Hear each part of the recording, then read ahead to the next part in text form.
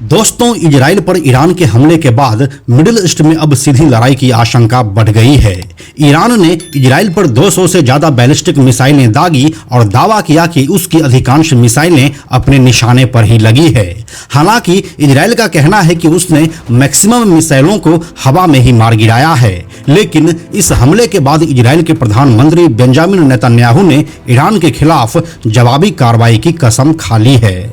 उन्होंने कहा कि ईरान ने बहुत बड़ी गलती कर दी है और उसे इसकी कीमत चुकानी पड़ेगी। ईरान के हमले के तुरंत बाद अमेरिका ने इजराइल को समर्थन दिया। वहीं ब्रिटेन के प्रधानमंत्री कीर स्टारमर ने एक वीडियो मैसेज जारी करते हुए ईरान के हमले की आलोचना की। इतने सब इंसिडेंट के बाद मिडिल ईस्ट का क्षेत्र अब दो भागों में बंट गया है। एक तरफ वे देश हैं जो इजराइल का समर्थन कर रहे हैं, तो दूसरी तरफ ऐसे देश हैं जिनकी हमदर्दी ईरान से है। अब कौन सा देश किसके साथ खड़ा है, आइए आपको बताते हैं सब कुछ आज की इस वीडियो में। हेलो एंड नमस्कार, मेरा नाम है प्रशांत और आप देख रहे हैं बेजोड़जोरा.com का यूट्यूब चैनल। दोस्तों, इजराइल एक ऐसा देश है जिसे कोई भी मुस्लिम राष्ट्र पसंद नहीं करता है, लेकिन फिर भी अपनी पहुंच और ताकत की बदौलत वह कई अरब देशों को अपना दीवाना बनाए हुआ है। जैसे कि यूएई एक ऐसा देश है जो आतंकवाद का समर्थन नहीं करता है और इसलिए वह इजराइल के साथ खड़ा है। वहीं पाकिस्तान जैसा देश इजराइल को एक देश के रूप में मानता ही नहीं है, तो इससे काफी कुछ साफ हो जाता है। इसलिए पहले उन देशों के बारे में आपको बता देते हैं जो इजराइल के साथ इस युद्ध में खड़ा है। इसमें पहला देश है अमेरिका। दोस्तों, इजराइल के करीबी अमेरिका के राष्ट्रपति जो बिडेन ने कहा है कि वह ईरान को जवाब देने के लिए सहयोगियों के साथ एक्टिव डिस्कशन कर रहे हैं। अमेरिकी राष्ट्रपति ने व्हाइट हाउस में अपने अधिकारियों के साथ एक बैठक की और उसमें कहा कि इसमें कोई संदेह नहीं है कि संयुक्त राज्य अमेरिका इजराइल का पूरी तरह से समर्थन करता है। उधर अमेरिकी विदेश मंत्री एंटनी ब्लिंकन ने ईरानी मिसाइल हमले को पूरी तरह से अस्वीकार्य बताया और कहा कि पूरी दुनिया को इसकी निंदा करनी चाहिए। दूसरे नंबर पर आता है ब्रिटेन। ब्रिटिश प्रधानमंत्री कीर स्टारमर ने कहा कि उनका देश भी इजराइल के आत्मरक्षा के अधिकार का समर्थन करता है। उन्होंने कहा कि ईरान ने बहुत लंबे समय से पश्चिम एशिया को खतरे में डाला हुआ है। ईरानी हमले के बाद दिए गए एक स्टेटमेंट में कीर स्टारमर ने कहा कि ईरान के मिसाइल हमले ने क्षेत्र को खतरे में डाल दिया है। उन्होंने इजराइल के पीएम बेंजामिन नेतन्याहू, फ्रांसीसी राष्ट्रपति इमैनुएल मैक्रोन और जर्मन चांसलर ओलाफ स्कोल्ज से भी खुद ही बात कर रखी है। इसके बाद यूके के रक्षा प्रमुख जॉन हेली ने भी कहा कि ब्रिटेन की सेना ने ईरान से मिसाइल हमले को रोकने में इजराइल की मदद की है। इसके बाद नंबर आता है फ्रांस का। दोस्तों, हालिया दिनों में फ्रांस भी काफी आतंकी संगठन के निशाने पर रहा है और उनके यहाँ भी चरमपंथी आए दिन हंगामा करते ही रहते हैं। इसलिए फ्रांस भी ईरानी खतरे से निपटने के लिए पश्चिम एशिया में अतिरिक्त सैन्य संसाधन भेज रहा है।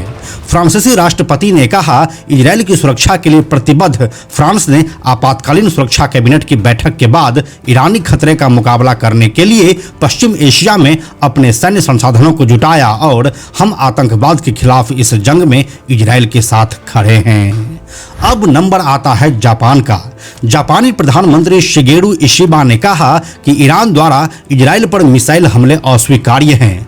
जापान इसकी कड़ी निंदा करता है और हम स्थिति को शांत करने और इसे पूर्ण युद्ध में बढ़ने से रोकने के लिए संयुक्त राज्य अमेरिका के साथ सहयोग करना चाहते हैं। अब बारी आती है जर्मनी की। इजराइल के पुराने सहयोगी जर्मनी ने मांग की है कि ईरान उकसावे वाली कार्रवाई पर तुरंत लगाम लगाए। विदेश मंत्री एनालेना बारबॉक ने कहा कि मैं इस हमले की कड़ी निंदा करती हूं।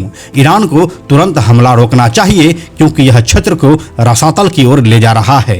अब आप सोच रहे होंगे कि जर्मनी के हिटलर ने ही तो दूसरे विश्व युद्ध में यहूदियों को मारा था, तो इसका जवाब यह है कि उसके तुरंत बाद संयुक्त राष्ट्र के हस्तक्षेप के बाद अब इजराइल और जर्मनी दोस्त बन चुका है।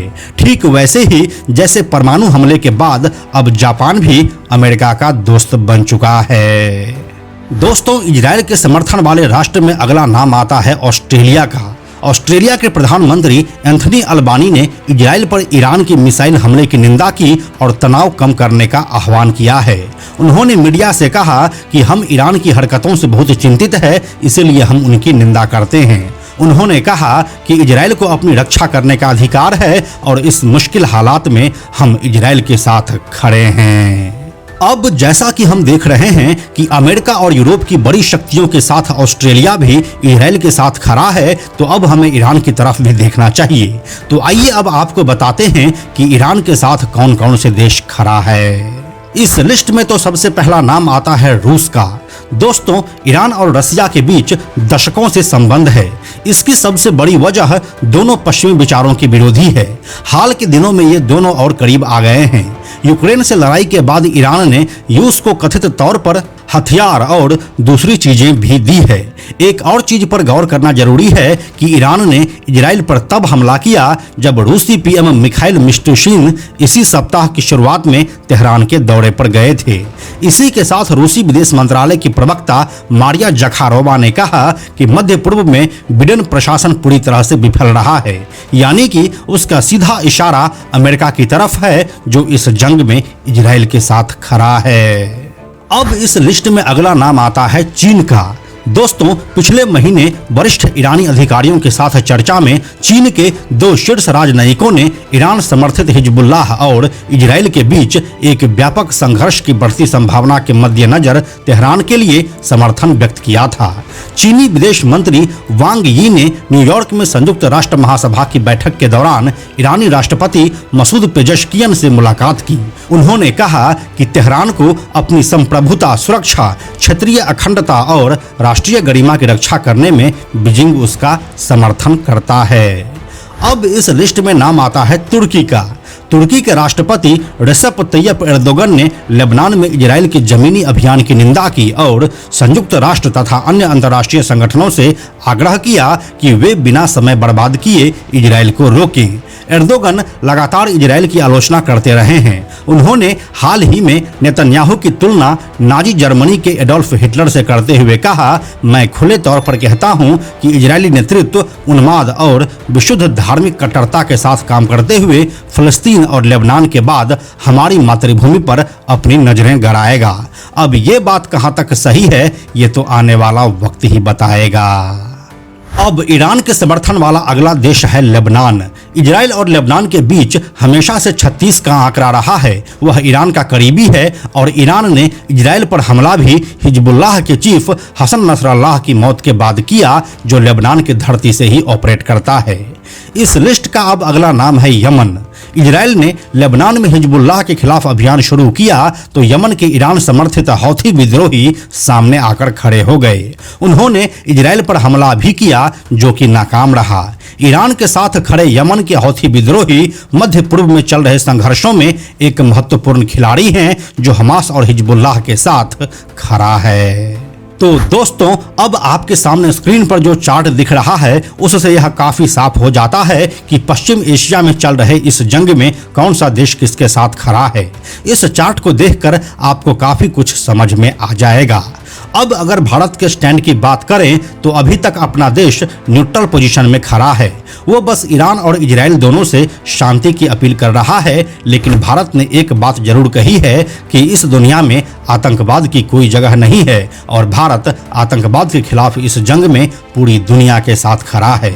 बाकी इस वीडियो के बारे में आप क्या सोचते हैं हमें कमेंट में लिखकर जरूर बताइए। हम जल्दी मिलते हैं आपसे एक नए वीडियो के साथ में हम आपको यह भी बताते चलें कि आप में से 97% ऐसे लोग हैं जो हमारे वीडियोस को देखते तो हैं लेकिन हमारे चैनल को सब्सक्राइब नहीं करते हैं।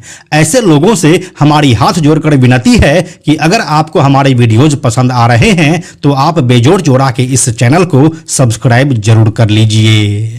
साथ ही बेजोड़ जोड़ा नाम से हमारा एक एक्स अकाउंट है, यानी कि ट्विटर अकाउंट है, आप उसे भी फॉलो जरूर कीजिए। यह वीडियो अगर आपको पसंद आया तो इसे लाइक और शेयर जरूर करें।